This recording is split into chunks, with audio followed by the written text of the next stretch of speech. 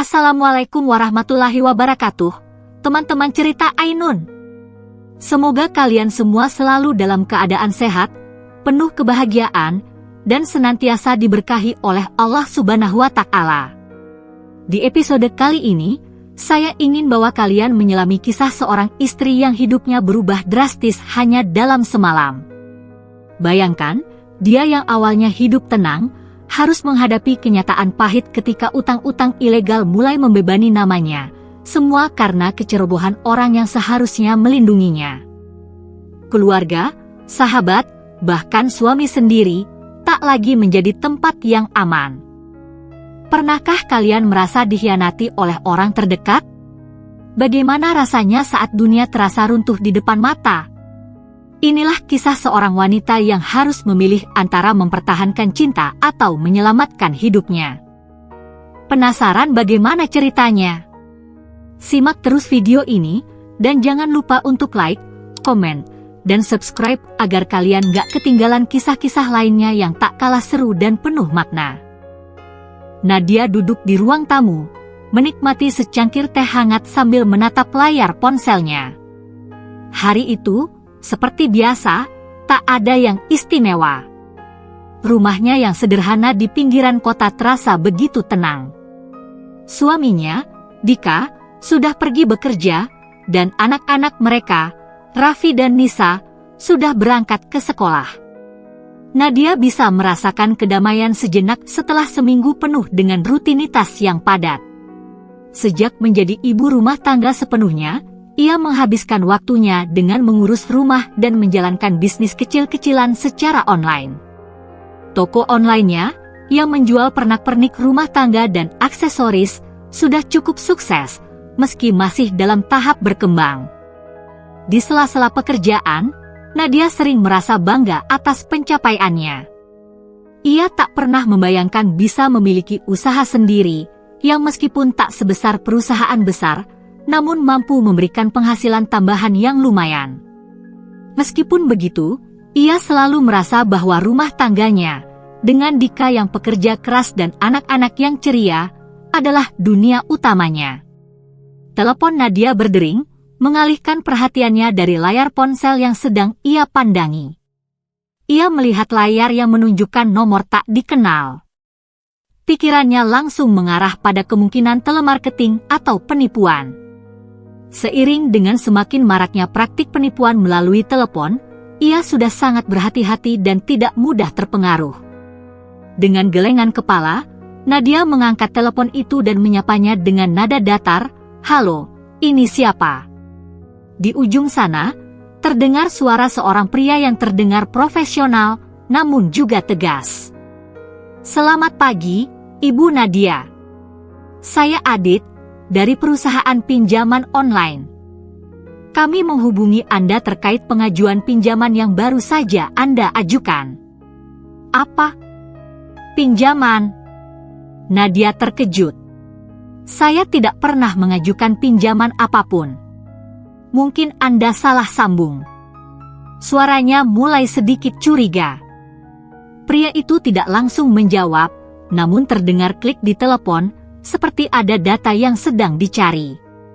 "Ibu Nadia, saya melihat Anda tercatat mengajukan pinjaman sebesar 10 juta rupiah melalui aplikasi pinjam cepat pada tanggal 5 Februari lalu. Nama Ibu tercatat dengan nomor identitas 127. Apakah benar?" Nadia merasa kaget. Data pribadi yang disebutkan benar-benar miliknya, bahkan nomor identitas yang disebutkan sangat tepat. Bagaimana mungkin orang ini tahu semua itu? Pandangan Nadia mulai mengabur. Ia merasa ada yang salah, tapi ia berusaha tetap tenang. "Maaf, saya tidak tahu apa yang Anda bicarakan. Saya tidak pernah mengajukan pinjaman apapun, dan saya tidak pernah menggunakan aplikasi seperti itu," jawab Nadia dengan nada lebih tegas. Adit tetap bersikeras. "Namun, Ibu Nadia, data-data Anda sudah kami verifikasi.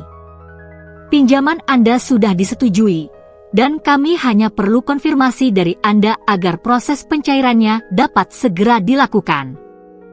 Kami akan segera memprosesnya dan Anda akan menerima dana dalam waktu 24 jam.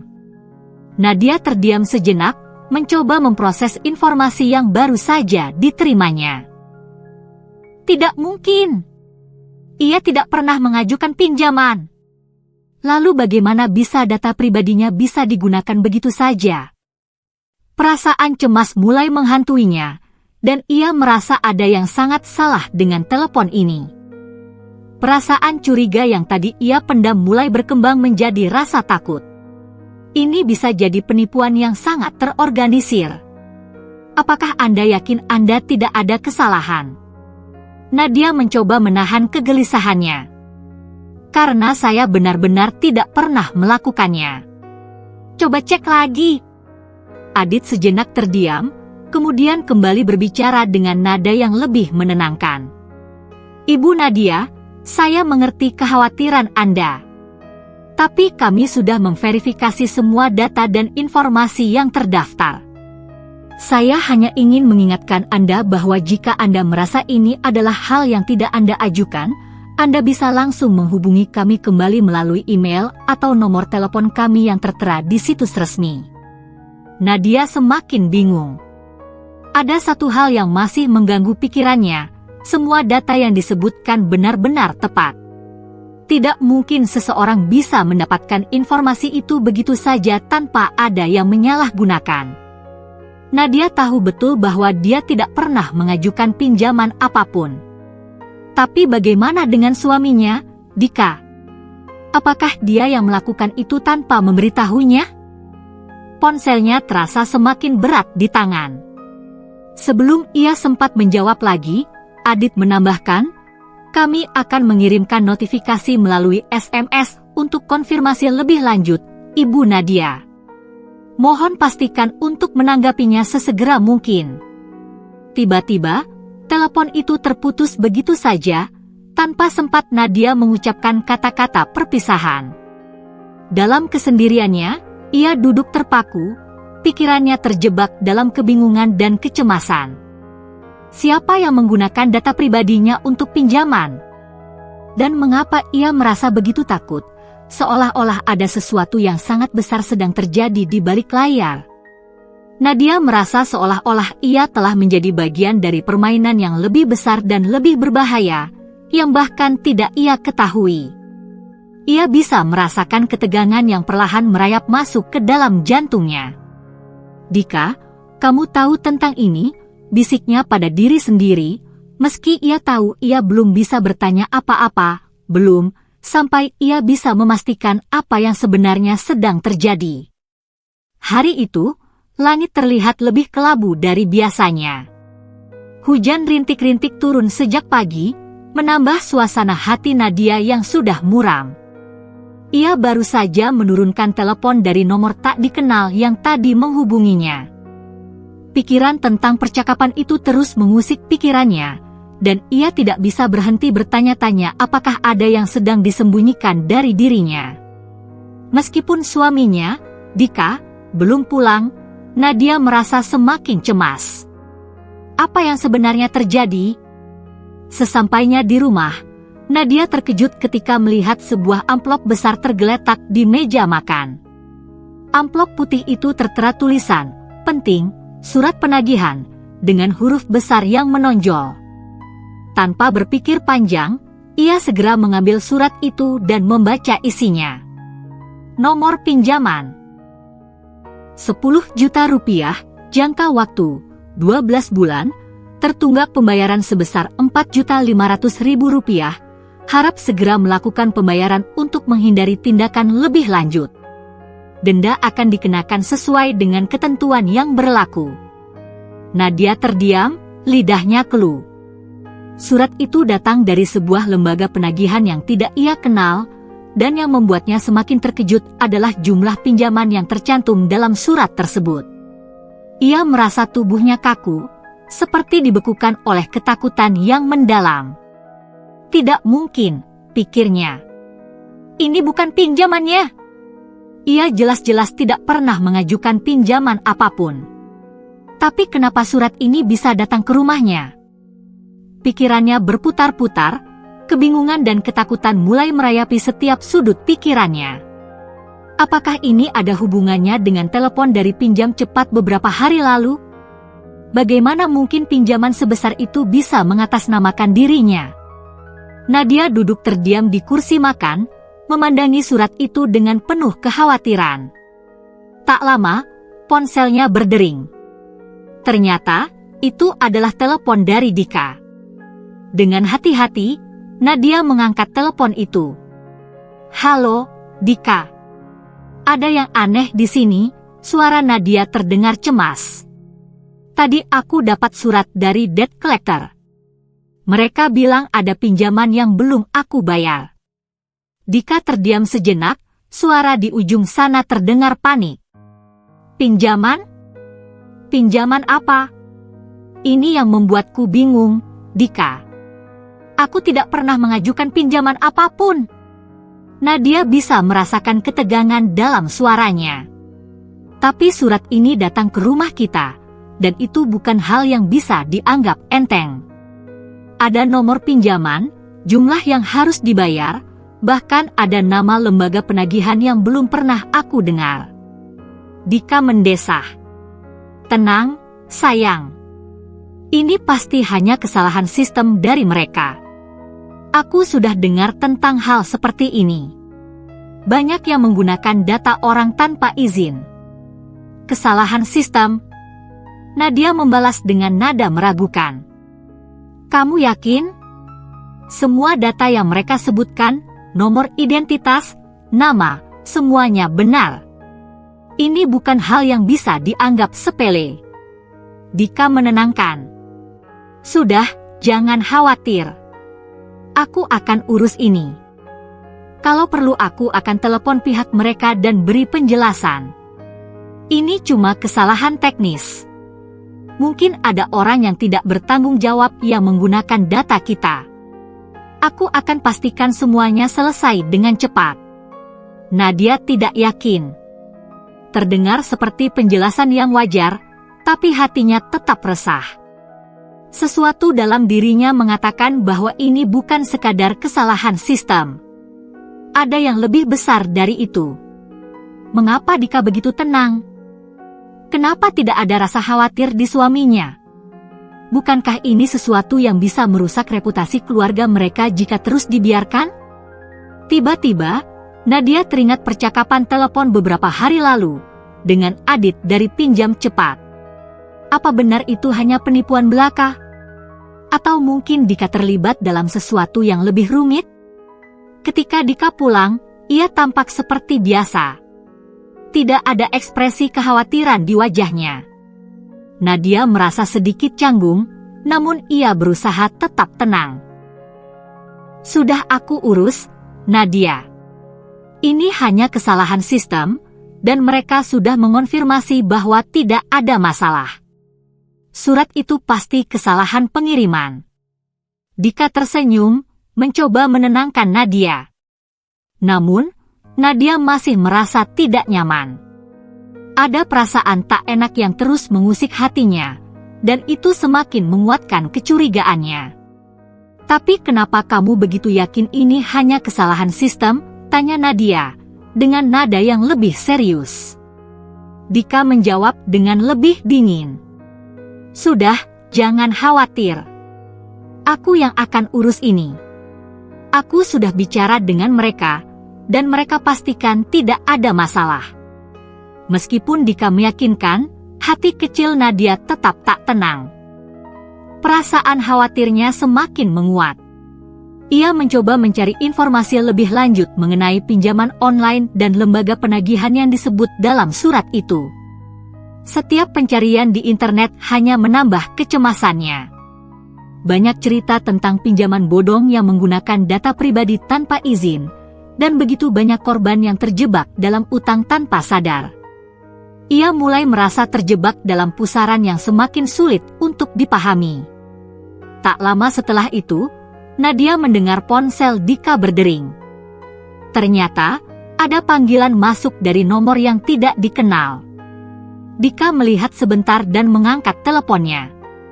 Nadia memperhatikan dengan seksama ekspresi wajah suaminya yang tiba-tiba berubah menjadi lebih serius. Ia mendekat, sedikit khawatir. "Dika, siapa itu?" Dika terdiam sejenak, lalu menjawab singkat. "Hanya pihak Ban, sayang. Tidak ada yang perlu kamu khawatirkan." Namun, Nadia merasakan ada sesuatu yang lebih dari itu, sesuatu yang disembunyikan, entah dari siapa. Ia semakin merasa terperangkap dalam kabut ketidakpastian ini. Malam itu, udara terasa semakin dingin. Hujan yang tak kunjung reda hanya menambah kegelisahan yang membebani dada Nadia. Ia duduk di ruang tamu, menatap layar ponselnya dengan tatapan kosong. Meski Dika sudah mencoba meyakinkannya beberapa kali bahwa masalah dengan surat penagihan itu hanya kesalahan teknis, hatinya tidak bisa tenang. Terlebih lagi setelah beberapa kali ia mencoba untuk mencari tahu lebih lanjut, semakin banyak ketidakjelasan yang ia temui. Namun, malam itu, sesuatu yang lebih mengganggu terjadi. Nadia membuka aplikasi perbankan di ponselnya. Seperti biasa, ia memeriksa saldo untuk memastikan segala sesuatunya terkendali.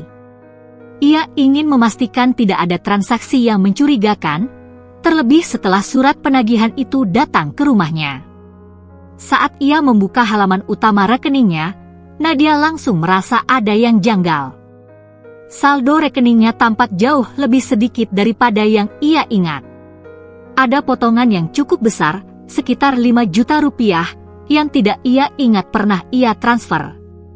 Tanpa berpikir panjang, ia langsung membuka rincian transaksi terbaru. Darahnya seolah membeku ketika ia melihat transaksi yang tercatat dalam beberapa hari terakhir.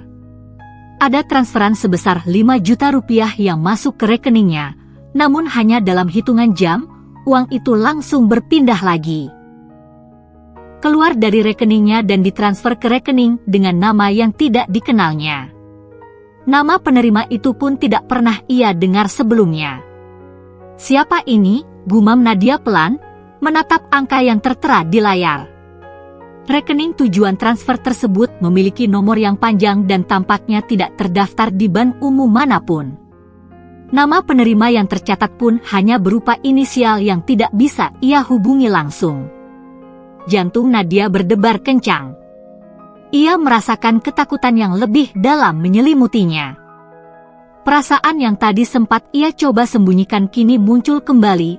Ia merasa ada sesuatu yang salah, sangat salah, dengan semua ini. Ini bukan sekadar masalah pinjaman atau penipuan biasa. Ada orang lain yang tahu banyak tentang hidupnya, tentang rekeningnya, tentang keuangannya, bahkan mungkin lebih dari itu. Dengan tangan yang sedikit gemetar, Nadia membuka layar pencarian di ponselnya, mencari tahu lebih lanjut tentang rekeningnya menerima transfer tersebut. Namun, meskipun ia mencari dengan cermat, tidak ada informasi yang relevan. Rekening itu tampaknya bukan rekening pribadi yang umum digunakan orang, melainkan lebih kepada akun yang berkaitan dengan lembaga keuangan ilegal atau sistem pembayaran yang sulit ditelusuri. Semakin gelisah, Nadia memutuskan untuk membuka rekening suaminya, Dika, dan memeriksa transaksi di sana. Ia berharap menemukan petunjuk lebih lanjut, apa yang sebenarnya terjadi di balik semua ini. Ketika ia membuka aplikasi perbankan Dika, ia terkejut menemukan bahwa ada beberapa transaksi besar yang sama, transfer masuk dan keluar dalam waktu singkat, ke rekening yang sama dengan yang tercatat di rekeningnya. Hatinya semakin berdebar. Apa ini? Apa yang terjadi pada kita? Pikir Nadia. Jika Dika juga terlibat, mengapa dia tidak memberitahunya? Mengapa dia begitu tenang seolah-olah tidak ada yang salah? Namun, di tengah kebingungannya, Nadia ingat akan sebuah hal yang penting. Ia harus mencari tahu lebih banyak tentang lembaga atau orang yang berada di balik transaksi-transaksi ini. Jika ini terkait dengan pinjaman online yang tak pernah ia ajukan, ada kemungkinan besar ini adalah bagian dari penipuan yang lebih besar. Orang-orang yang mengoperasikan sistem ini tidak hanya mencuri data pribadi, tetapi mungkin juga menggunakan rekening mereka untuk menyembunyikan jejak-jejak transaksi yang mencurigakan. Ia mengambil ponselnya lagi dan mengetikkan beberapa kata kunci di mesin pencari, rekening transfer tidak dikenal, pinjaman online bodong, dan penipuan transfer dana ilegal. Dalam beberapa detik, hasil pencarian memunculkan artikel-artikel yang memperingatkan tentang modus penipuan yang semakin berkembang, di mana rekening orang lain digunakan untuk memindahkan uang secara ilegal, atau lebih buruk lagi, untuk mencuci uang. Nadia merasa seperti ada sesuatu yang menekan dadanya. Semua bukti yang ada, meskipun samar, menunjukkan bahwa dia sedang terjebak dalam lingkaran penipuan yang lebih besar dari yang ia bayangkan. Namun, satu hal yang ia tidak mengerti, siapa yang melakukan ini? Siapa yang memiliki akses ke rekeningnya, bahkan rekening suaminya? Tanpa bisa menahan kekhawatirannya lagi, Nadia memutuskan untuk bertindak. Ia mulai menghubungi bank, bertanya tentang rincian transaksi yang mencurigakan. Namun, jawaban yang ia terima dari pihak bank hanya membuatnya semakin bingung. Mereka mengonfirmasi adanya transaksi yang keluar dari rekeningnya, namun mereka tidak dapat memberikan banyak informasi lebih lanjut, selain menyarankan untuk segera melaporkan ke pihak berwajib. Itu berarti, penyelidikan yang lebih dalam harus dilakukan. Ia tidak bisa hanya bergantung pada penjelasan Dika yang terdengar tidak meyakinkan. Nadia memutuskan untuk menyelidiki lebih lanjut, melacak aliran uang dan mencoba mencari tahu siapa yang ada di balik semua ini. Ia merasa telah menjadi bagian dari suatu permainan yang jauh lebih rumit daripada yang ia bayangkan. Saat tengah malam tiba, Nadia sudah berdiri di depan komputer, membuka situs-situs yang bisa membantu memverifikasi informasi yang ia peroleh. Ia merasa semakin terasing dengan realitasnya, semakin yakin bahwa ada seseorang yang telah mengontrol seluruh hidupnya, bahkan tanpa ia sadari. Tiba-tiba, ponselnya berdering lagi. Kali ini, itu adalah pesan dari Dika. Nadia, aku sudah berbicara dengan pihak bank. Ini hanya masalah teknis. Jangan khawatir. Aku akan mengurus semuanya. Tapi, di balik pesan itu, ada sesuatu yang membuat Nadia semakin gelisah. Kenapa Dika selalu berusaha menenangkan, seolah-olah dia tahu lebih banyak daripada yang ia katakan? Apakah Dika terlibat dalam semua ini? Pagi itu, Nadia merasa tubuhnya terasa lelah meskipun ia baru saja bangun.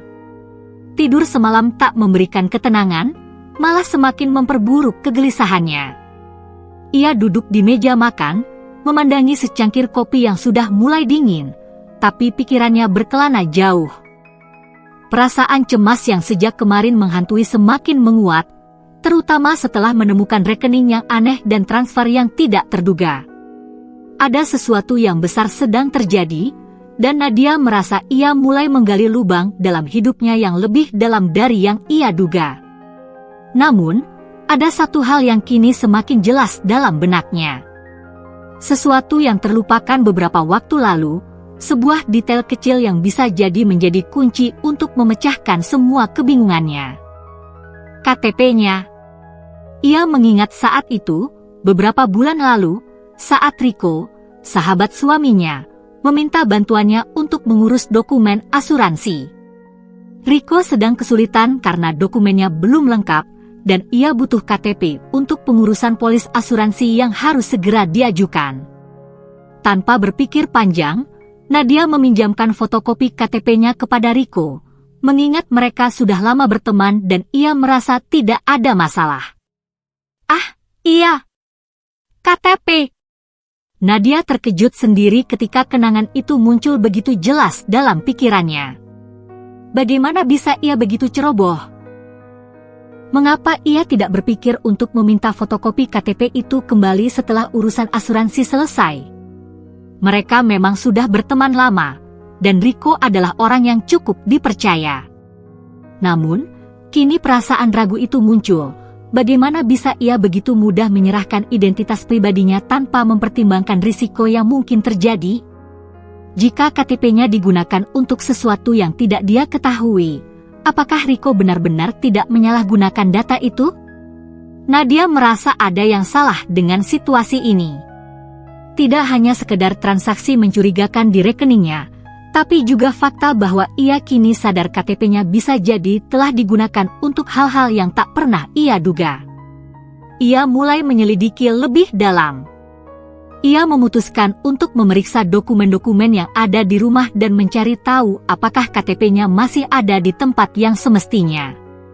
Dengan hati-hati, Nadia membuka lemari arsip yang sudah lama tidak ia sentuh. Di dalamnya ada tumpukan dokumen dan surat-surat penting, namun tidak ada tanda-tanda fotokopi KTP yang ia pinjamkan kepada Riko. Ia teringat saat ia memberikan KTP-nya dulu, namun tak ada catatan atau bukti bahwa ia pernah meminjamkan dokumen itu.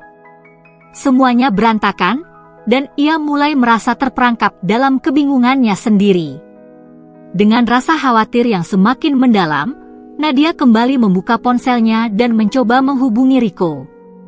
Ia menunggu beberapa detik hingga telepon itu tersambung, namun nada sambungnya terasa semakin lama.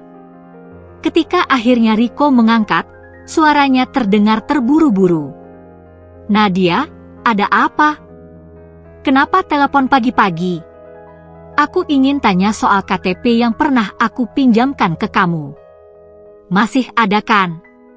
Nadia menanyakan dengan hati-hati, berusaha menjaga nada suaranya tetap tenang meski ia merasa gelisah. Riko terdiam sejenak sebelum menjawab, "Oh, itu, iya, masih ada kok." "Kenapa? Ada masalah?" Nadia bisa merasakan ada yang aneh dengan cara Riko menjawab. Suaranya terdengar terkesan menghindar, tidak seperti biasanya. Biasanya, Riko akan lebih santai menjawab, tetapi kali ini ada ketegangan yang jelas terdengar. "Riko, aku perlu KTP itu, secepatnya. Aku merasa ada yang tidak beres. Kalau kamu sudah pakai untuk urusan lain, aku butuh untuk cek." Nadia mencoba menjelaskan dengan hati-hati, meskipun ia merasa ragu, karena rasa curiga mulai menyelimuti dirinya. Riko tampak semakin terburu-buru. "Nadia, aku akan cari dulu, nanti aku kabari. Aku agak sibuk sekarang." "Jangan khawatir, semua baik-baik saja kok." Sebelum Nadia bisa mengajukan pertanyaan lebih lanjut, telepon itu terputus begitu saja. Nadia memandangi ponselnya dengan perasaan cemas. Kenapa Riko bersikap begitu? Apa yang sedang dia sembunyikan? Tanpa berpikir panjang, Nadia memutuskan untuk pergi ke rumah Riko. Ia merasa sudah tidak bisa menunggu lebih lama, dan intuisi wanitanya mengatakan bahwa ada sesuatu yang sangat tidak beres. Perasaan gelisah itu semakin mendorongnya untuk bertindak, meskipun ia tahu mungkin ini akan membuat hubungannya dengan Riko menjadi tegang. Sesampainya di rumah Riko, Nadia langsung menuju pintu depan dan menekan bel. Tidak ada jawaban. Ia menunggu beberapa menit, dan akhirnya pintu terbuka perlahan. Riko berdiri di sana, tampak sedikit terkejut saat melihat Nadia. "Nadia, ada yang bisa aku bantu?" tanya Riko, mencoba tersenyum meskipun terlihat jelas ada kekhawatiran di wajahnya. "Aku perlu KTP itu, Riko," jawab Nadia tegas. "Sekarang." Riko tampak bingung sejenak, tetapi kemudian ia mengundang Nadia masuk. Oke. Aku memang belum sempat mencari, tapi sebentar. Aku ambilkan." Ia berbalik dan menuju ke lemari arsip di sudut ruangan. Nadia berdiri di ruang tamu, menunggu dengan cemas. Setiap detik terasa begitu lama. Ketika Riko kembali membawa sebuah map yang berisi berbagai dokumen, Nadia langsung mengambil map itu dan mencari-cari fotokopi KTP miliknya. Namun, saat ia membuka lembar demi lembar, Nadia tidak menemukan KTP-nya di dalam map itu. Riko yang semula tampak tenang, kini terlihat semakin gelisah. Nadia menatapnya dengan tajam. Kamu tidak menyimpannya di sini, Riko. Di mana KTP-ku? Riko menghindari tatapan Nadia. Aku tidak tahu, Nadia. Aku benar-benar tidak ingat di mana aku meletakkannya. Namun, dalam hati Nadia, kecurigaan semakin kuat. Ada yang disembunyikan. Ini bukan hanya soal KTP. Ini adalah sesuatu yang lebih besar, dan kini ia mulai merasa bahwa Riko tahu lebih banyak daripada yang ia katakan. Sesuatu yang berbahaya sedang terjadi, dan ia harus segera mengungkapnya sebelum semuanya terlambat. Pagi itu, setelah berhari-hari dipenuhi kebingungan, Nadia merasa seperti tenggelam dalam lautan pertanyaan yang tidak pernah ia temukan jawabannya. Ia tidak tahu harus percaya pada siapa lagi, pada Dika yang tetap berusaha meyakinkan bahwa semuanya akan selesai dengan cepat, pada Riko yang semakin terkesan menghindar, atau bahkan pada dirinya sendiri, yang semakin ragu dengan setiap langkah yang ia ambil. Namun, tak disangka, hari itu ada kejutan tak terduga. Saat Nadia sedang duduk di ruang tamu, merenung dan mencoba menenangkan diri, ponselnya berdering. Nomor yang tertera di layar tidak dikenal, tetapi entah kenapa, ia merasa harus mengangkatnya. Dengan sedikit rasa penasaran, Nadia menekan tombol terima panggilan. Halo, ini Nadia, sapanya dengan suara hati-hati. Apa kabar, Nadia? Suara di ujung sana terdengar familiar, meskipun sedikit tegang. Itu suara dari Iwan, teman lama Riko yang ia kenal sejak masa kuliah. Iwan dan Riko memang sudah berteman sejak lama, dan Nadia tahu bahwa mereka sering berkumpul bersama. Tetapi selama ini, ia tidak pernah terlalu dekat dengan Iwan. Iwan? Kenapa kamu tiba-tiba menghubungiku? Tanya Nadia, sedikit bingung. Ia tahu Iwan bukan orang yang sering menghubungi kecuali jika ada hal penting. Iya, Nadia, maaf kalau aku menghubungi kamu seperti ini. Aku tahu ini mungkin tidak tepat waktunya, tapi aku merasa kamu perlu tahu sesuatu yang penting tentang Riko. Suara Iwan terdengar serius, bahkan sedikit terburu-buru. Nadia merasakan sesuatu yang aneh, dan intuisinya berkata bahwa ini bukan percakapan biasa. Tentang Riko? Ada apa dengannya? Tanyanya dengan hati-hati, merasa ketegangan mulai merayapi tubuhnya. Iwan menarik napas panjang sebelum melanjutkan. Aku nggak tahu bagaimana harus mulai menjelaskannya, tapi kamu harus tahu, Nadia. Riko sedang terlibat dalam banyak masalah yang dia sembunyikan darimu. Masalah apa maksudmu? Nadia semakin bingung, jantungnya mulai berdebar keras. Ini bukan informasi yang dia harapkan, tapi perasaan waspada mulai muncul. Dia terlilit utang, bukan utang biasa, Nadia. Itu utang judi online. Aku nggak tahu detailnya, tapi yang jelas dia sudah sangat terjebak. Dan yang paling buruk, dia mulai menggunakan identitas orang lain untuk meminjam uang. Termasuk, sepertinya, KTP kamu. Iwan mengungkapkan dengan hati-hati, namun jelas. Nadia terkejut. Judi online? Tapi dia tidak pernah bilang apa-apa tentang itu. Kenapa dia nggak pernah cerita ke aku? Iya, itulah yang membuat aku khawatir, Nadia. Riko nggak pernah terbuka tentang ini ke siapapun, bahkan ke teman-temannya sendiri. Aku tahu karena aku sempat dengar dia ngobrol dengan teman-temannya yang lain. Mereka bilang dia udah banyak berhutang dan sekarang terjerat dengan pinjaman online yang dia nggak bisa bayar. Masalahnya, dia nggak bisa keluar dari lingkaran ini.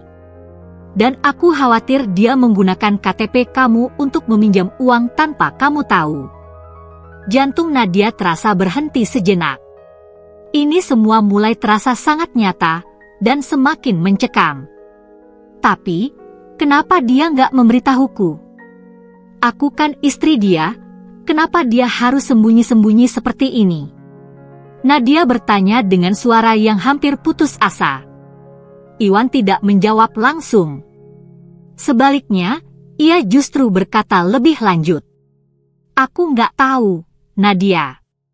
Mungkin dia malu, atau mungkin dia terlalu terjerat dalam masalahnya sendiri. Tapi yang jelas, kalau kamu nggak hati-hati, semua ini bisa berbalik menyerangmu. Pinjaman-pinjaman itu, utang judi yang makin menumpuk, itu bisa jadi masalah besar. Nadia menggigit bibirnya, menahan rasa frustrasi. Semua yang baru saja Iwan katakan mengonfirmasi ketakutannya. Ternyata, semua yang terjadi selama ini, mulai dari surat penagihan hingga masalah rekening, berhubungan langsung dengan Riko. Entah bagaimana, utang judi online yang ia sembunyikan telah merembet ke dalam hidupnya, dan kini ia terjebak dalam situasi yang tak bisa keluar. Lebih parah lagi, identitasnya, bahkan identitas suaminya, kini menjadi bagian dari kebohongan yang mengancam masa depan mereka. Setelah beberapa saat terdiam, Nadia akhirnya bertanya dengan suara yang lebih tegas. Apa yang harus aku lakukan sekarang, Iwan? Aku tidak tahu harus mulai dari mana. Riko terus saja menyembunyikan semua ini dariku. Iwan menjawab dengan suara penuh penyesalan. Aku nggak bisa banyak bantu, Nadia. Tapi yang bisa aku sarankan adalah, kamu harus bicara langsung sama Riko. Jangan diamkan ini. Kalau kamu nggak ambil tindakan sekarang, masalah ini bisa semakin besar dan berakhir lebih buruk. Mendengar kata-kata Iwan membuat hati Nadia semakin berat. Tapi, dalam hatinya, ia tahu ia tidak bisa lagi menunggu atau mencari alasan. Ia harus menghadapi Riko. Dia harus mengetahui kebenarannya. Ini bukan hanya soal uang atau pinjaman. Ini tentang kepercayaan yang telah dikhianati. Terima kasih, Iwan, jawab Nadia, suaranya terdengar lebih pasti. Aku harus bicara langsung dengan Riko. Sekarang juga.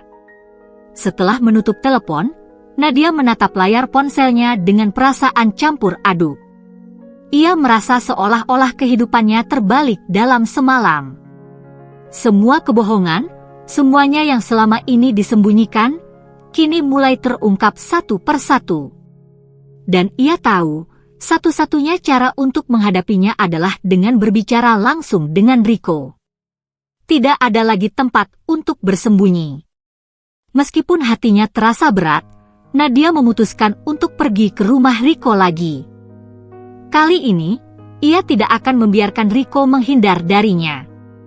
Ia ingin tahu segalanya, tanpa ada yang disembunyikan. Ia tidak bisa membiarkan hidupnya terus berjalan dalam bayang-bayang kebohongan.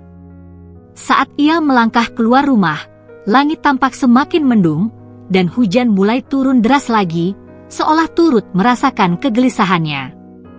Namun, Nadia tahu satu hal, ia harus berani untuk menghadapi kenyataan, meskipun itu mungkin akan lebih menghancurkan daripada apa yang ia bayangkan. Hujan yang sejak siang tadi turun semakin deras, seolah mencerminkan kegelisahan yang melanda hati Nadia. Ia baru saja kembali ke rumah setelah percakapan dengan Iwan, dan perasaan cemas semakin membayangi setiap langkahnya. Pikirannya terus melayang, terbayang wajah Riko yang semakin sulit ditemui dan dijangkau. Ia merasa seolah terperangkap dalam permainan yang tidak ia pahami, dan tak ada jalan keluar. Namun, hari itu ternyata menyimpan ketegangan yang lebih besar lagi. Nadia sedang duduk di ruang tamu, menatap layar ponsel, mencoba menghubungi Dika yang sepertinya semakin menghindar. Panggilannya tidak pernah dijawab, dan pesan-pesan yang ia kirimkan seakan tenggelam dalam keheningan. Suasana rumah yang biasanya hangat kini terasa kaku dan menyesakan. Tiba-tiba, suara ketukan keras terdengar dari depan pintu. Nadia yang terkejut segera berdiri dan melangkah ke pintu. Ia tidak mengharapkan siapapun, apalagi dengan hujan yang deras seperti itu. Ketukan itu semakin keras dan mendesak, seakan memaksa. Dengan ragu, Nadia membuka pintu. Di luar, ada 3 pria yang berdiri dengan wajah datar, mengenakan jaket hitam dan topi yang menutupi sebagian wajah mereka. Nadia merasa ada yang tidak beres, dan perasaan tak enak semakin menguat. "Saya Nadia," ucap Nadia dengan suara yang sedikit gemetar. "Ada apa?"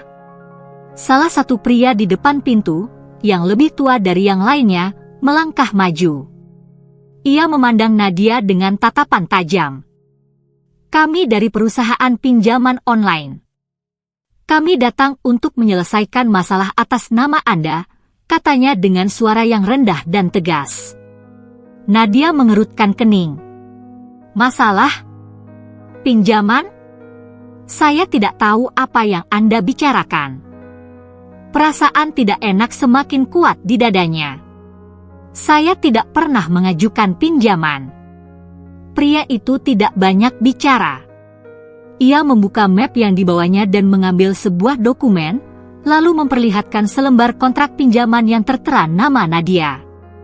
Mata Nadia menelusuri dokumen itu dengan cepat. Ia melihat angka pinjaman yang sangat besar, dan yang lebih mencengangkan, ada tanda tangan yang jelas mirip dengan tanda tangan miliknya. "Tanda tangan ini milik Anda, bukan?" tanya pria itu, menunggu respons dari Nadia. Nadia terdiam. Sejenak, matanya tertuju pada tanda tangan yang tercetak di dokumen itu. Tidak mungkin. Ia tidak pernah menandatangani apapun yang berhubungan dengan pinjaman.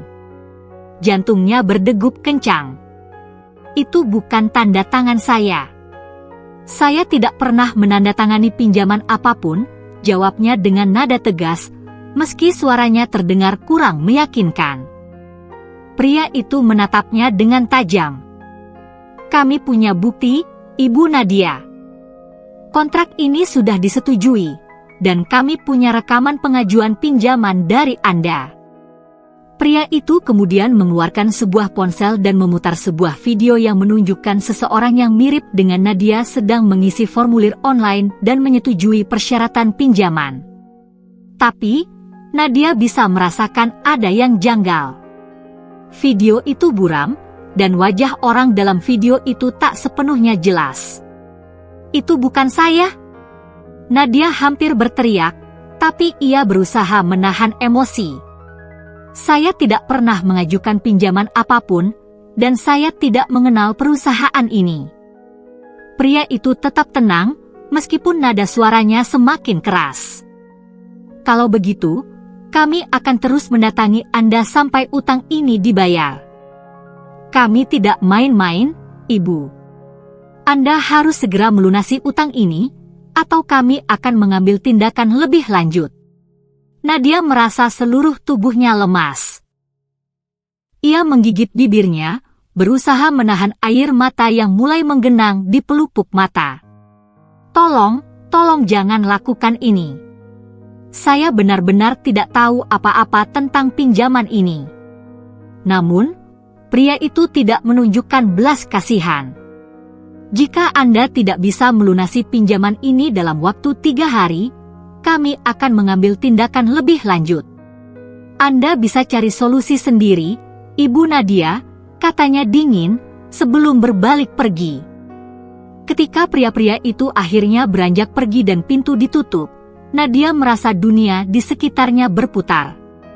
Ia berdiri terpaku, tubuhnya terasa lemas, seperti kehilangan arah. Semua yang terjadi begitu cepat. Pinjaman itu, dengan tanda tangan yang mirip miliknya, adalah mimpi buruk yang baru saja dimulai. "Rico," Nadia hampir berbisik, nama itu keluar dari bibirnya tanpa sadar. Tidak mungkin Rico tidak terlibat dalam ini. Ia mengingat semua yang dikatakan Iwan tentang Rico yang terjerat utang judi online. Rico pasti tahu siapa yang meminjamkan KTP-nya. Tapi apa yang sebenarnya terjadi?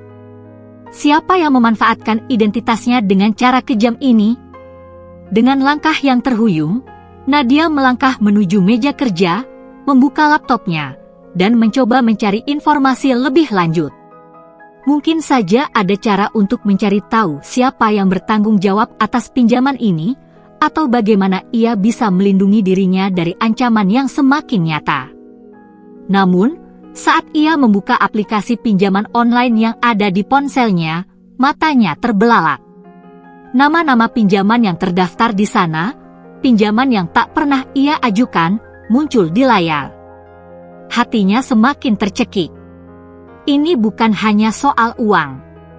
Ini soal identitas yang disalahgunakan, tentang pengkhianatan yang begitu dalam, dan tentang rasa percaya yang telah dihancurkan. Dalam ketakutan yang semakin mencekam, Nadia tahu satu hal, jika ia tidak segera menemukan jawaban, hidupnya akan hancur dalam sekejap. Nadia tak bisa tidur malam itu. Pikirannya dipenuhi dengan bayang-bayang pria-pria yang datang ke rumahnya, ancaman yang mereka bawa, dan kontrak pinjaman yang seharusnya tidak ada dalam hidupnya. Setiap kali ia memejamkan mata, ia teringat pada dokumen yang menunjukkan tanda tangan yang mirip miliknya dan video buram yang memperlihatkan seseorang mengajukan pinjaman atas namanya. Namun yang lebih mengganggu adalah nama yang terus berputar dalam pikirannya, Rico. Satu-satunya orang yang tahu betul tentang KTP-nya. Rico, sahabat suami yang bahkan seperti keluarga sendiri. Apa mungkin Rico terlibat dalam semua ini? Pagi itu, Nadia memutuskan untuk bertemu dengan Rico. Tidak ada lagi ruang untuk keraguan. Ia harus mendengarnya langsung dari mulutnya. Dengan langkah cepat, Nadia melangkah menuju rumah Rico, yang tidak terlalu jauh dari rumah mereka. Hujan yang masih turun membuat suasana semakin gelap, seolah mendukung perasaan hampa yang ia rasakan. Sesampainya di rumah Rico, ia mengetuk pintu dengan keras.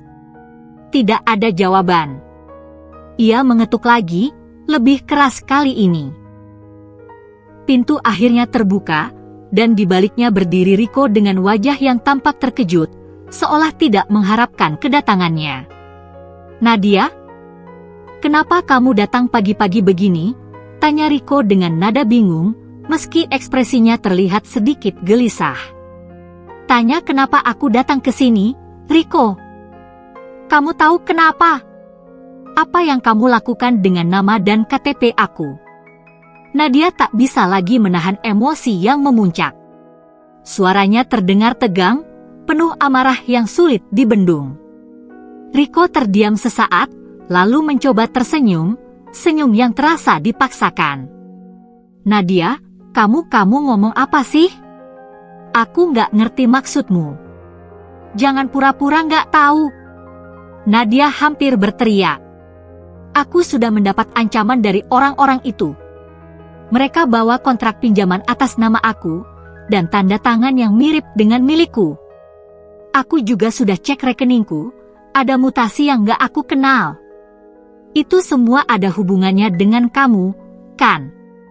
Rico tampak terkejut, namun sebentar kemudian, ia kembali mencoba menenangkan Nadia dengan cara yang sangat berbeda dari biasanya. Nadia, kamu jangan berpikir aneh-aneh. Aku nggak tahu apa-apa soal itu.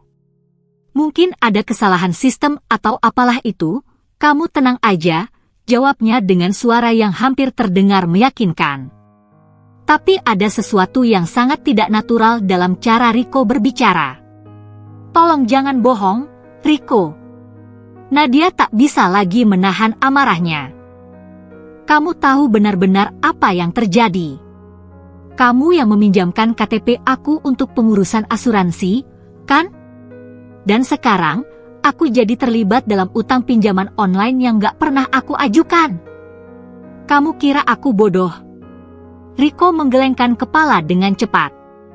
Aku gak ngerti, Nadia. Aku gak pernah ngelakuin itu. Itu pasti salah paham. Kamu gak bisa langsung ngehukum aku kayak gitu. Aku gak ada urusan sama pinjaman itu. Nadia mendekatkan wajahnya, menatap tajam Rico. Aku gak percaya sama kamu, Rico. Kamu harus jelasin semuanya. Apa yang terjadi sama mutasi rekeningku? aku lihat ada transfer besar yang masuk dan keluar ke rekening yang gak aku kenal. Siapa yang transfer uang itu? Riko terdiam sejenak, dan wajahnya tiba-tiba berubah cemas. Ia mengalihkan pandangannya, seperti sedang mencari-cari alasan. Nadia, aku nggak tahu soal transfer itu. Kalau kamu lihat ada transaksi kayak gitu, mungkin itu kesalahan bank atau orang lain yang salah paham. Aku nggak tahu. Nadia merasa jantungnya berdetak semakin cepat. Kesalahan bank? Jangan bodoh, Riko. Semua ini bukan kebetulan. Semua ini ada hubungannya sama kamu. Riko menelan ludah, mencoba tetap terlihat tenang meskipun jelas terlihat ketegangan di wajahnya. Nadia, aku bilang aku nggak tahu apa-apa. Aku nggak terlibat dalam pinjaman itu. Kamu harus percaya, aku nggak ada hubungan dengan masalah ini. Nadia bisa merasakan kebohongan itu. Semua perkataan Riko terasa hampa. Matanya yang menghindar, cara dia menyembunyikan sesuatu, semua itu semakin memperkuat keyakinannya bahwa Riko terlibat lebih dalam dari yang ia sangka. Tapi ada satu hal yang lebih menyakitkan, Riko berani menafikan semuanya di depan wajahnya. Dengan tangan yang gemetar, Nadia mengeluarkan ponselnya dan membuka bukti mutasi rekening yang ia temukan. Lihat! Ini bukti transferan itu, Riko. Dan yang lebih parah, ini rekaman video dari orang yang mengajukan pinjaman atas nama aku. Ini bukan salah paham, kan? Riko menatap layar ponsel Nadia sejenak, dan sepertinya ia mulai kehilangan kendali. Ekspresinya berubah gelisah. Ia mencoba menangkupkan tangannya di wajah, tapi tidak ada yang bisa menyembunyikan kebenaran yang sudah terungkap di depan Nadia. Aku nggak bisa jelasin sekarang, Nadia, kata Riko, suaranya mulai terbata-bata. Ini semua lebih rumit dari yang kamu kira. Aku nggak tahu harus ngomong apa. Nadia merasakan sakit yang begitu dalam. Semua kata-kata itu seperti pengkhianatan yang lebih tajam dari pisau. Jadi kamu memang terlibat, kan? Kamu yang bikin hidupku hancur dengan semua kebohongan ini. Nadia hampir menangis, tapi ia menahan air matanya. Riko, kamu sudah menghancurkan segalanya. Kenapa kamu nggak bilang dari awal kalau ada masalah? Riko menarik napas panjang, dan wajahnya akhirnya menunjukkan kelelahan yang mendalam. Nadia, maaf, aku terpaksa. Semua ini bukan karena aku mau. Tapi aku nggak bisa keluar dari utang-utang ini. Aku terjebak. Suasana menjadi sangat hening setelah pengakuan Riko itu.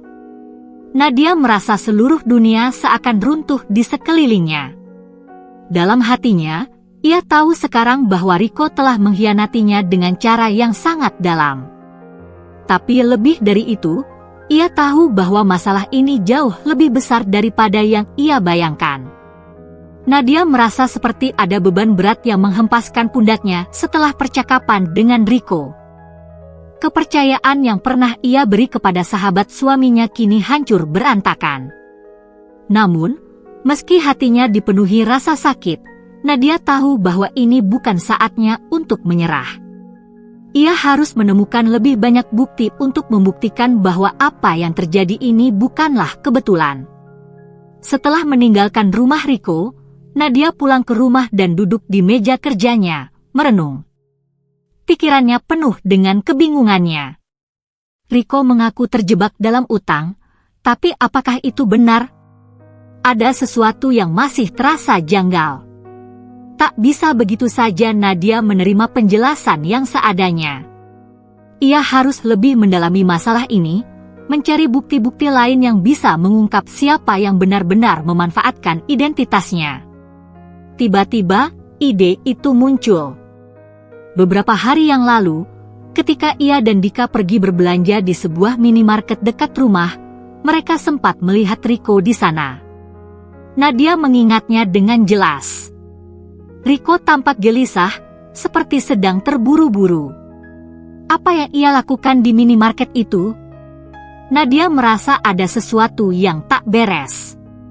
Dengan perasaan cemas namun penuh tekad, Nadia segera menghubungi pihak minimarket untuk meminta rekaman CCTV pada tanggal itu. Beruntung, pengelola minimarket tidak menolak permintaannya, mengingat ia adalah pelanggan tetap di sana. Nadia bersyukur bisa mendapatkan rekaman yang ia butuhkan. Setelah beberapa saat menunggu, pengelola minimarket akhirnya mengirimkan rekaman CCTV tersebut melalui email. Nadia membuka file tersebut dengan tangan gemetar. Ia mengamati gambar dengan seksama, hingga akhirnya matanya tertuju pada satu momen yang mengiris hatinya. Di rekaman itu, terlihat dengan jelas Rico, mengenakan jaket hitam dan topi, memasuki minimarket pada sore hari. Ia berjalan tergesa-gesa menuju bagian barang-barang elektronik, lalu mengambil beberapa barang berharga, sebuah ponsel terbaru dan beberapa gadget kecil yang sepertinya cukup mahal. Tanpa basa-basi, Rico menuju ke konter kasir. Yang mengejutkan, ia membawa fotokopi KTP Nadia yang ada di tangan kiri, seakan tak ragu sedikit pun. Rico menyerahkan barang-barang tersebut kepada kasir, yang tampak sedikit ragu saat melihat fotokopi KTP Nadia. Namun, ia tetap memproses transaksi tersebut dan memberikan uang tunai kepada Rico setelah menerima barang yang digadaikan. Rekaman itu cukup jelas menunjukkan betapa santainya Rico melakukan transaksi tersebut, seolah sudah terbiasa. Nadia menelan ludah, wajahnya pucat pasi. Hatinya sakit melihat gambarnya di tangan Rico, digunakan untuk tujuan yang tidak pernah ia bayangkan. Begitu jauh jangkauan dari kebohongan yang ada, hingga sekarang bahkan Rico menggadaikan barang-barang milik Nadia dengan identitasnya. Apa yang sebenarnya terjadi dengan sahabat suaminya itu?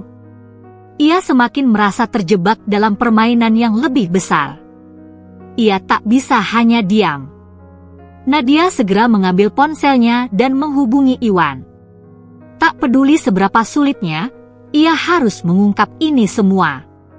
Iwan mungkin bisa memberinya petunjuk lebih jauh. Rico, dia baru saja menggadaikan barang-barang berharga. Iwan, Nadia memulai dengan suara gemetar. Dan dia menggunakan fotokopi KTP aku untuk itu. Aku baru saja melihat rekaman CCTV minimarket, dan ini lebih buruk dari yang aku kira. Iwan mendengarkan dengan seksama, dan setelah beberapa detik hening, ia berbicara dengan nada serius.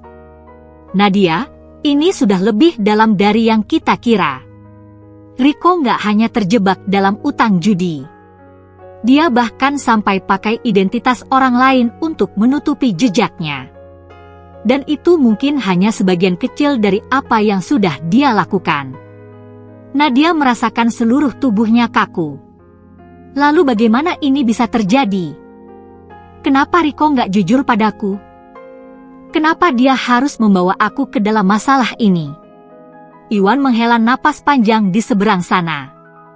Rico sudah terlibat dalam lebih banyak hal dari yang kamu bayangkan. Aku sudah mendengar dari beberapa orang, dia terlibat dalam lingkaran utang yang sangat berbahaya. Dan untuk bertahan, dia akan melakukan apa saja, bahkan mengorbankan siapapun. Nadia merasa dirinya semakin tenggelam dalam pusaran yang tak pernah ia pilih.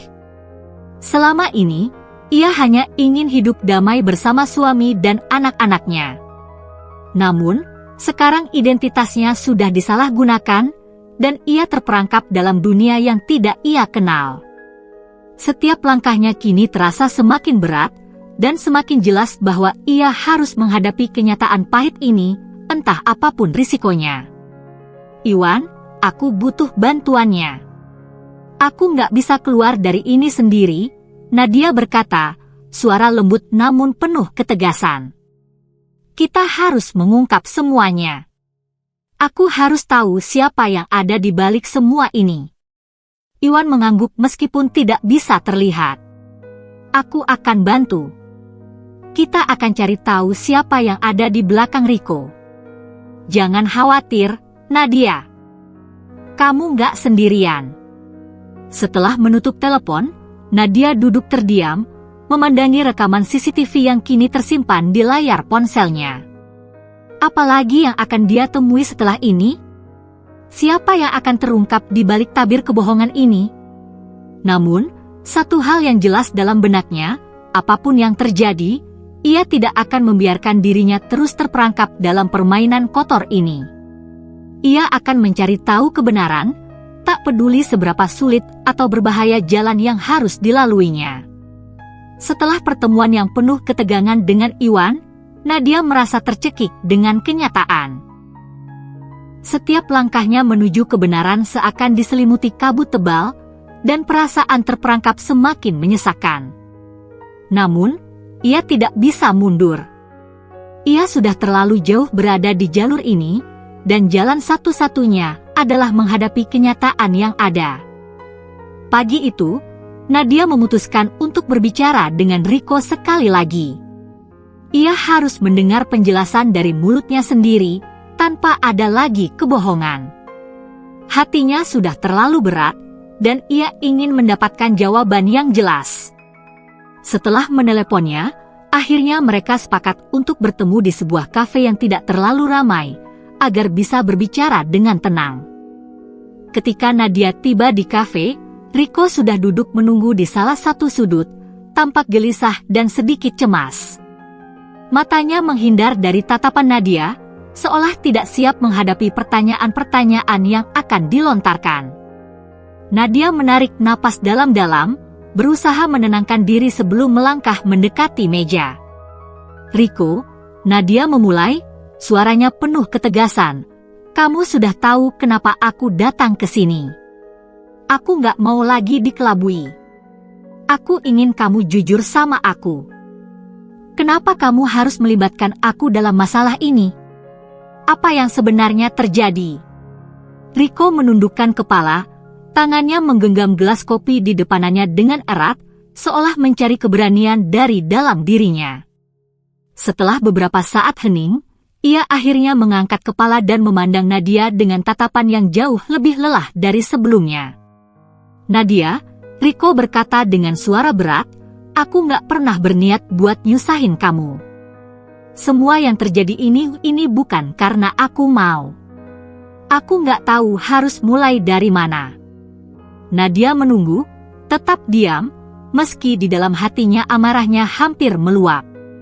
Mulailah dari yang sebenarnya, Riko. Kenapa kamu pakai identitas aku untuk urusan pinjaman dan gadai barang-barang itu? Apa kamu nggak berpikir kalau semua ini bakal berpengaruh ke aku? Riko mengangguk pelan, dan sekali lagi, ada kecemasan yang terlihat di wajahnya. Aku tahu aku salah, Nadia. Tapi aku nggak punya pilihan lain. Aku terjebak. Nadia merasa hatinya semakin berdetak cepat. Terjebak? Terjebak bagaimana? Jelasin! Suaranya mulai bergetar, menahan amarah yang begitu besar. Riko menghela napas panjang, lalu mulai membuka ceritanya. Beberapa bulan lalu, aku memutuskan untuk mulai usaha sendiri. Aku pengen punya bisnis, jadi aku nggak mau terus-terusan jadi beban kamu atau Dika. Aku nggak mau hidup cuma mengandalkan kalian, aku ingin mandiri. Nadia menatapnya dengan penuh perhatian, meskipun hatinya mulai bertanya-tanya. Tapi kenapa usaha kamu gagal? Apa hubungannya dengan pinjaman dan utang itu?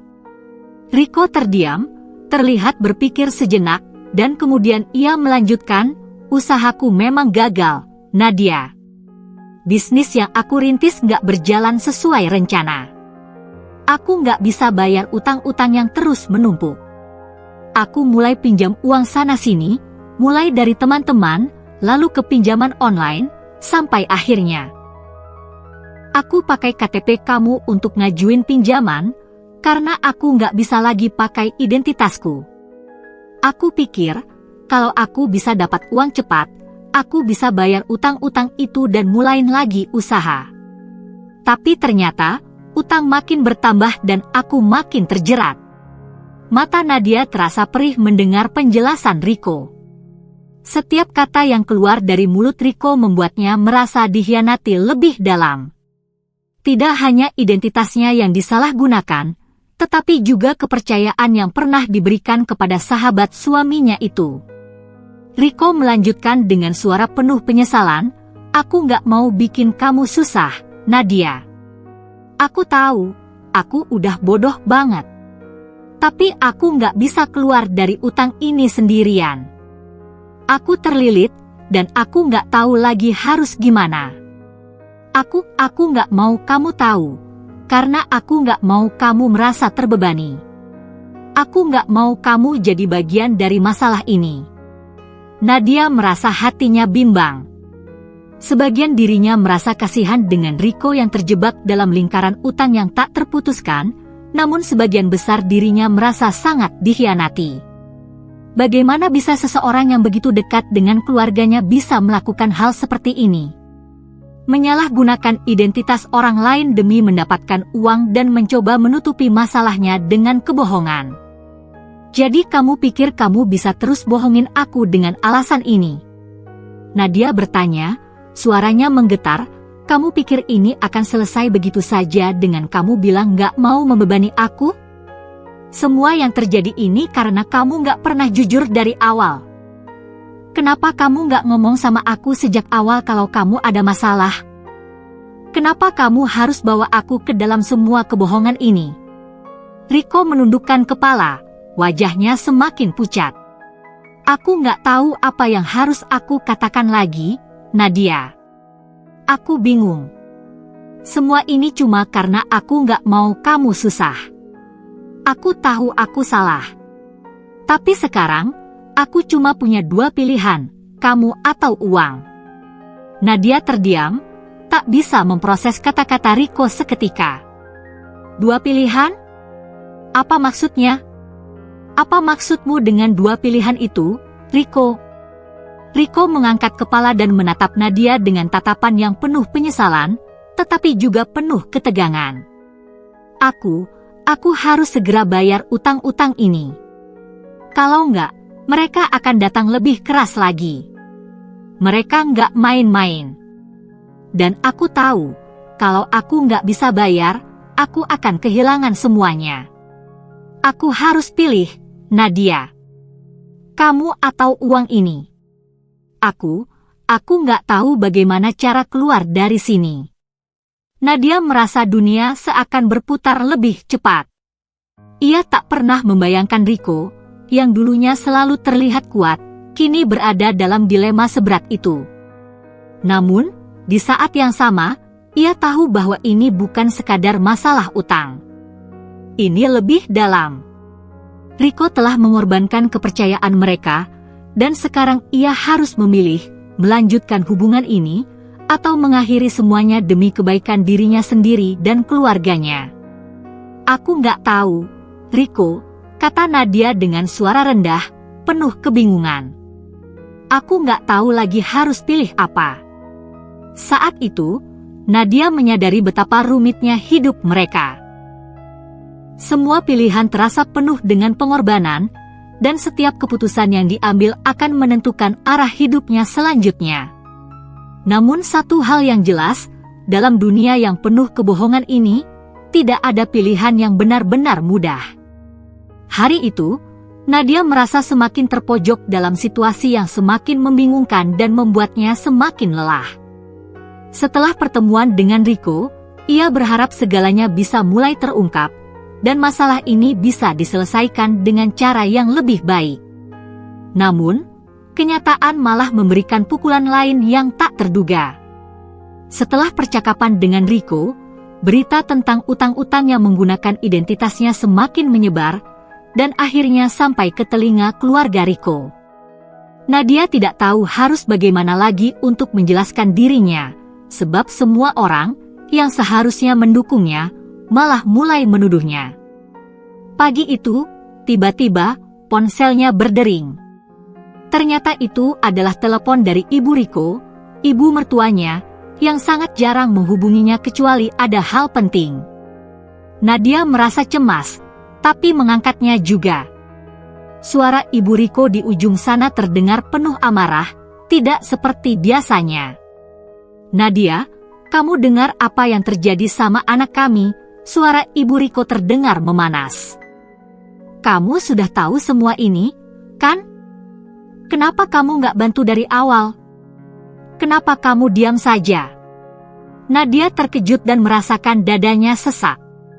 "Apa maksud ibu?" Jawabnya, berusaha menahan emosi. "Aku sudah berusaha membantu Riko, Ibu. Tapi kenapa sekarang malah aku yang disalahkan?" Ibu Riko mendesah dengan nada frustrasi. "Kamu itu istri Dika, kamu nggak lihat apa yang terjadi?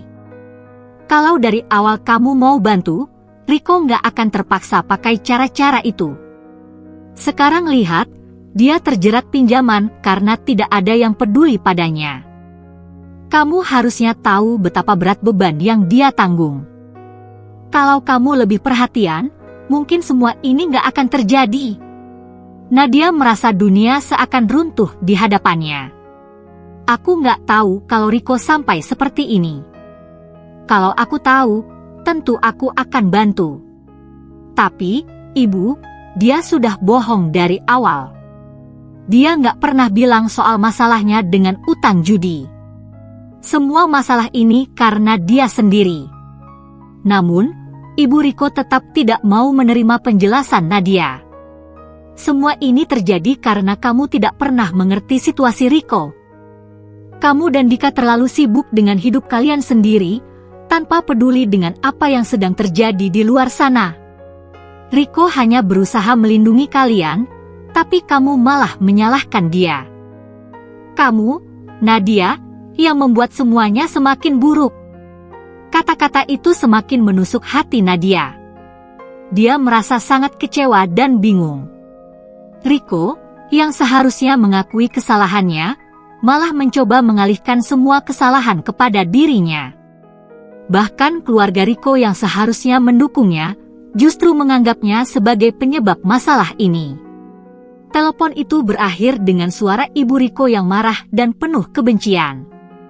Nadia pun menutup telepon dengan rasa hampa. Perasaan sesak yang semula ia tahan, kini merambat hingga ke seluruh tubuhnya. Apa yang harus ia lakukan? Kenapa justru ia yang disalahkan dalam masalah ini? Hari-hari berikutnya menjadi semakin berat. Keluarga Riko terus menghubunginya, bahkan dengan kata-kata yang lebih menyakitkan. Mereka terus-menerus menyudutkannya, seolah-olah dia yang menyebabkan semua ini.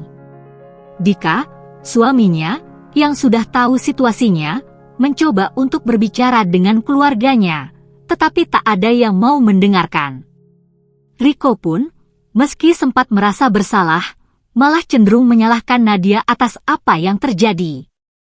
Ia merasa kalau Nadia mau lebih peduli, semuanya tidak akan menjadi seperti ini. Nadia merasa seperti berada di tengah-tengah dua kekuatan yang saling tarik-menarik.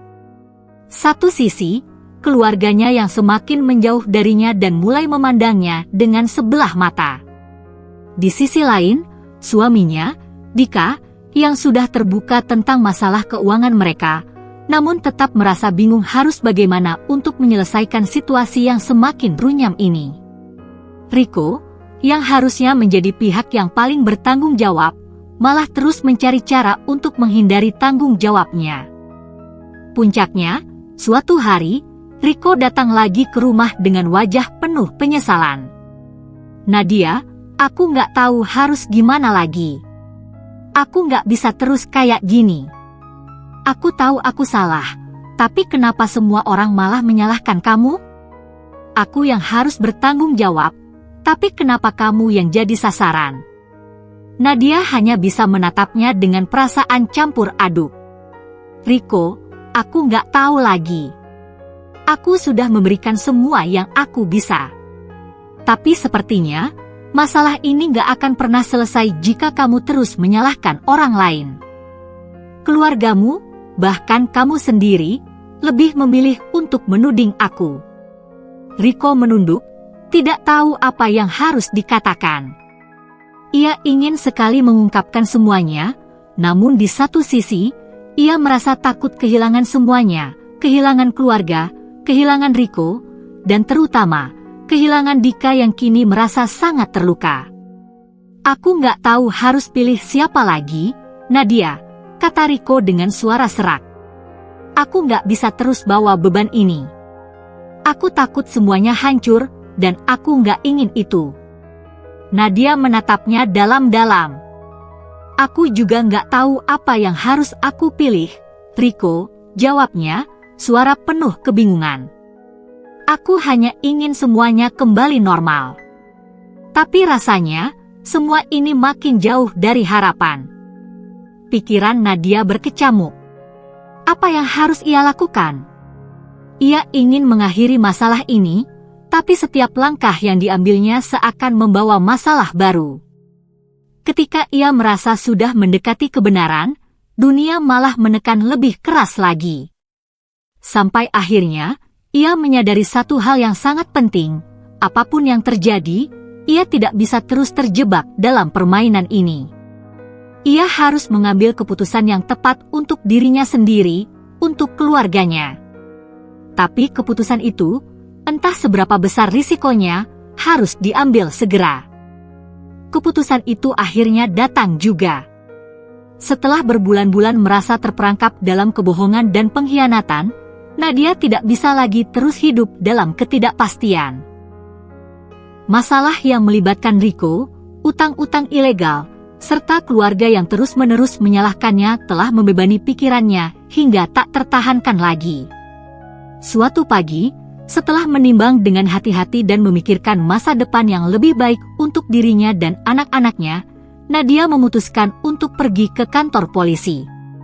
Ia tahu bahwa melaporkan masalah ini adalah langkah yang sangat berat, namun itu adalah jalan satu-satunya untuk melindungi dirinya dan keluarganya. Jika ia tidak mengambil tindakan, ia takut kehidupannya akan hancur perlahan-lahan. Nadia tiba di kantor polisi dengan hati yang berdebar-debar. Ia merasa tak tahu lagi harus berharap pada siapa, selain pada dirinya sendiri. Setelah menjalani proses administrasi yang cukup panjang, akhirnya Nadia bisa bertemu dengan petugas yang akan menerima laporannya. "Selamat pagi, Ibu. Ada yang bisa kami bantu?" tanya petugas yang menerima laporan. Dengan suara yang sedikit bergetar, Nadia mulai menceritakan segalanya. Ia menceritakan bagaimana Riko telah menyalahgunakan identitasnya untuk meminjam uang secara online dan menggadaikan barang-barangnya.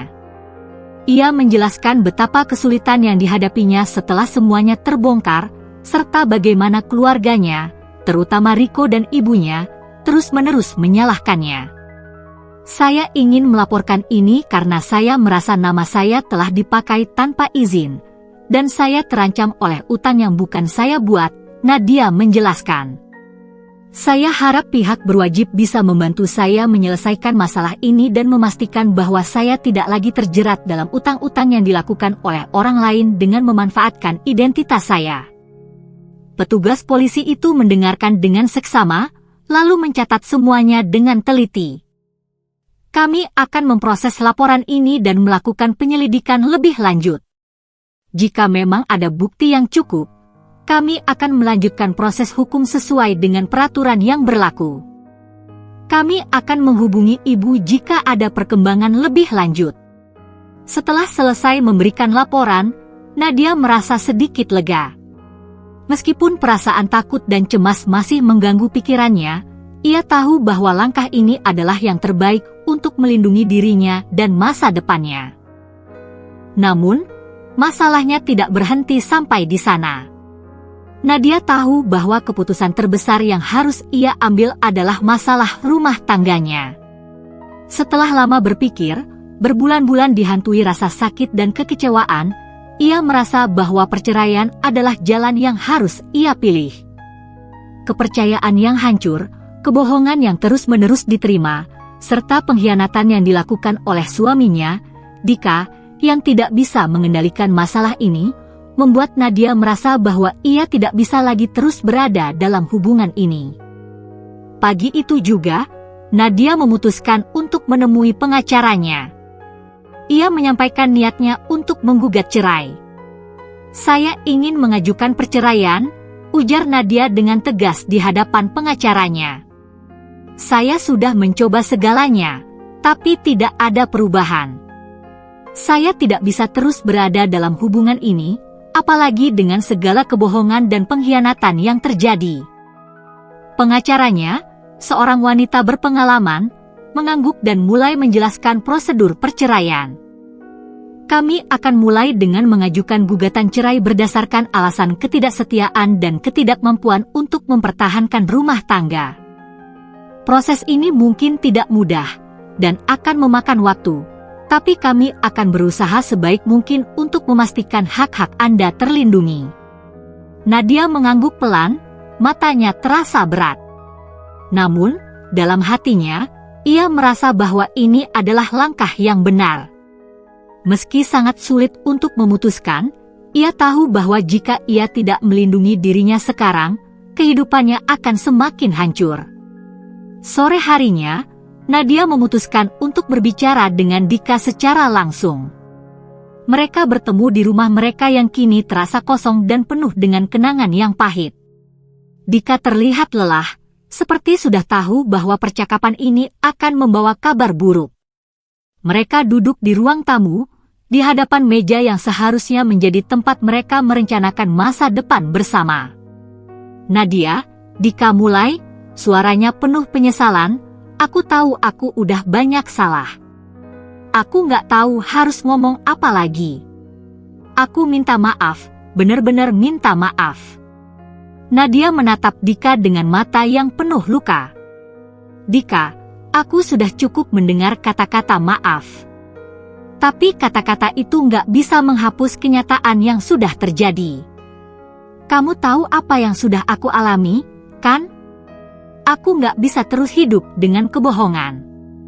Aku nggak bisa terus bertahan dalam pernikahan ini kalau kamu terus menyembunyikan kenyataan."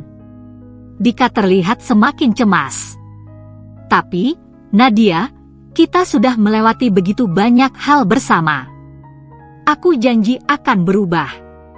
Aku nggak akan buat kamu kecewa lagi." Nadia menundukkan kepala, mencoba menahan air mata yang hampir tumpah. "Aku nggak bisa lagi mempercayai kata-kata kamu, Dika. Aku nggak bisa lagi hidup dalam bayang-bayang kebohongan ini. Aku memutuskan untuk mengajukan cerai." Dika terdiam sejenak, tak bisa berkata apa-apa. Wajahnya berubah pucat, seolah-olah kata-kata itu menghantamnya dengan keras. "Kamu serius?" tanyanya, suaranya hampir tak terdengar. Nadia mengangguk dengan tegas. "Ya, aku serius. Aku harus menyelamatkan diri aku sendiri, Dika. Aku harus keluar dari semua ini, demi aku dan anak-anak." Dika hanya bisa menunduk, tidak tahu lagi harus berkata apa. Wajahnya penuh penyesalan, tetapi tak ada yang bisa mengubah keputusan Nadia. Perceraian itu akhirnya dimulai, dan meskipun berat, Nadia merasa sedikit lega. Tidak ada lagi kebohongan, tidak ada lagi bayang-bayang utang dan pengkhianatan. Kini, ia bisa mulai membangun hidupnya kembali, dengan harapan bahwa ia akan lebih kuat dan lebih bijaksana dalam menghadapi dunia yang penuh ketidakpastian ini. Meskipun proses perceraian itu masih panjang dan penuh dengan tantangan, Nadia tahu satu hal, ia tidak akan pernah menyerah untuk mendapatkan kembali kendali atas hidupnya. Proses hukum berjalan dengan lambat, namun Nadia merasa semakin mantap dengan setiap langkah yang diambilnya. Setiap kali ia melihat surat-surat pengadilan yang datang, ia merasa seolah-olah dunia mulai bergerak kembali ke arah yang benar. Meski hati kecilnya masih merasa berat, ada sedikit kelegaan setiap kali ia melihat bukti bahwa ia sedang berjuang untuk kebebasan, bukan hanya untuk dirinya, tetapi untuk masa depannya. Di tempat kerja, Nadia mulai kembali fokus. Setelah sekian lama hidup dalam bayang-bayang masalah keluarga dan utang yang bukan dibuatnya, ia menyadari bahwa dirinya masih memiliki potensi untuk bangkit. Ia mulai bekerja lebih keras, menyusun rencana bisnis baru, dan memantapkan langkah-langkah kecil menuju kehidupan yang lebih baik. Sebagai seorang pengusaha, ia tahu bahwa jalan ini tidak akan mudah, tapi dia sudah terbiasa menghadapi tantangan dalam dunia bisnis. Kali ini, tantangan itu datang dalam bentuk yang berbeda, masalah pribadi yang harus diselesaikan dengan kekuatan mental. Setiap hari, Nadia berjuang untuk membersihkan namanya. Ia menghubungi berbagai lembaga yang terlibat dalam masalah pinjaman online yang melibatkan Rico, dan meskipun tidak mudah, ia berhasil menghapus nama baiknya dari daftar hitam pinjaman ilegal. Ada saat-saat di mana ia merasa lelah di tengah malam yang sunyi, tetapi ketika ia melihat progres kecil setiap harinya, ia merasa semangatnya pulih kembali. Ketika keputusan perceraian resmi dikeluarkan, Nadia merasakan beban berat yang terangkat. Ia telah membuat pilihan yang benar. Meski penuh dengan kesedihan, proses perceraian itu menjadi titik awal bagi Nadia untuk menemukan dirinya kembali. Ia merasa diberi kesempatan untuk memulai babak baru dalam hidupnya, tanpa adanya kebohongan yang mengekang atau utang yang membebani. Dika, meskipun terus berusaha menghubunginya dan meminta maaf, tidak lagi bisa menghalangi langkah Nadia. Ia sudah memilih untuk menyelamatkan dirinya, tidak hanya dari beban hukum, tetapi juga dari rasa sakit emosional yang telah berlarut-larut. Pada akhirnya, Dika menerima keputusan itu, meskipun hatinya hancur, ia tahu bahwa Nadia berhak untuk mencari kebahagiaannya sendiri. Bulan-bulan berlalu, dan hidup Nadia mulai menunjukkan perubahan yang lebih baik. Ia menemukan kedamaian dalam dirinya, meskipun ada kalanya kenangan buruk menghampiri, tetapi kali ini ia bisa menghadapinya dengan lebih tenang. Tidak ada lagi ketakutan akan penagihan utang atau ancaman dari orang lain. Ia telah berhasil menuntaskan masalah itu, dan nama baiknya perlahan kembali pulih. Pada suatu malam, setelah menyelesaikan laporan keuangan untuk bisnisnya, Nadia duduk di balkon rumah kecil yang kini terasa lebih nyaman. Angin malam berhembus lembut, membawa kesejukan. Di hadapannya, bintang-bintang mulai terlihat jelas di langit yang gelap. Nadia menarik napas dalam-dalam. Ia menatap langit yang penuh bintang itu dengan senyuman tipis. Ia tahu, perjalanan ini belum sepenuhnya berakhir, tetapi ia telah menemukan kekuatan untuk bangkit. Nama baiknya, yang sempat tercoreng oleh utang yang tidak ia buat, kini kembali bersih. Dan lebih dari itu, ia telah menemukan keberanian untuk melanjutkan hidupnya, meskipun penuh tantangan. Ini adalah awal baru, bisiknya pada dirinya sendiri, awal yang lebih baik.